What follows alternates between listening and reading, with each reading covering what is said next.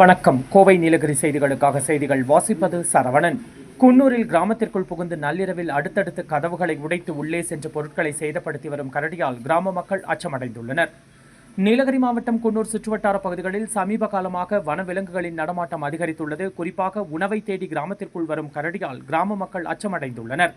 இந்த நிலையில் குன்னூர் கட்டப்பட்டு வனச்சரகத்திற்கு உட்பட்ட கக்குச்சி பஞ்சாயத்து சக்தி நகர் பகுதியில் சமீப காலமாக இரவு நேரங்களில் கரடிகள் வந்து வீடுகளில் கதவை தட்டுவதாக பொதுமக்கள் வனத்துறையினருக்கு புகார் தெரிவித்துள்ளனர். ஆனால் எந்த நடவடிக்கையும் எடுக்காத நிலையில் நேற்று இரவு அடுத்தடுத்து 2 வீடுகளின் கதவுகளை உடைத்துள்ளது. இதில் செல்லப்பாப்பு, கணபதி, பத்மா, சுப்பிரமணி ஆகியோரின் 3 வீடுகளிலும் கதவுகளை உடைத்துள்ளது. மேலும் கதவுகளை உடைத்து உள்ளே சென்ற கரடி பழங்கள் மற்றும் சமையலுக்கு வைத்திருந்த எண்ணெய் மற்றும் உணவுப் பொருட்களை சேதப்படுத்தியது. மேலும் அருகில் பொதுமக்கள் தீப்பந்தம் ஏந்தி கூச்சலிட்டதால் ஓடி மறைந்தது. இதனால் வனத்துறையினர் இந்த கரடியை கூண்டு வைத்து பிடிக்க வேண்டும் என்று கோரிக்கை எழுந்துள்ளது. கோவை நீலகிரி செய்திகளுக்காக எமது சிறப்பு செய்தி ஆசிரியர் தமிழ் வெங்கடேசன். சித்ரா சக்தி நகர்ல இருந்து பேசுறோம்.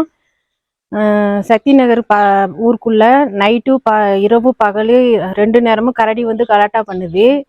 வீடு புகுந்து பொருளெல்லாம் கதவெல்லாம் உடைச்சி பொருளெல்லாம் சேதப்படுத்திட்டு போகுது. வனத்துறையினர் இதுக்கு நடவடிக்கை எடுக்கணும். குழந்தைங்களை வச்சுட்டு வயசானவங்கலாம் இருக்காங்க. நேற்று நைட்டில் 12 மணிலேருந்து 5 மணி வரைக்கும் ரொம்ப கலாட்டா பண்ணுது.